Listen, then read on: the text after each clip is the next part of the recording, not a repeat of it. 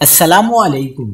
Monsoon 2022 کا سفر سندھ کے تمام حصوں میں مکمل۔ ایک اینٹی سائیکلون سندھ میں موجود ہے جس سے مونسون ہمارے معمول کے مطابق وسطی بھارت تک محدود ہے۔ کیا آپ حالات حاضرہ سے آگاہی حاصل کرنا چاہتے ہیں؟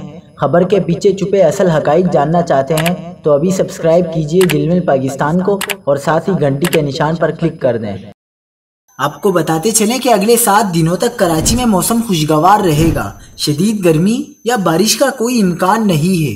ہر سال کی طرح اس سال بھی پوسٹ مونسون سیزن کی آمد سندھ میں متوقع ہے۔ ایم جی او اس وقت فیز 5 میں موجود ہے، جس کے سبب بحر الکاہل میں صورتحال انتہائی سازگار ہے، جس سے سمندری طوفان تشکیل پا رہے ہیں۔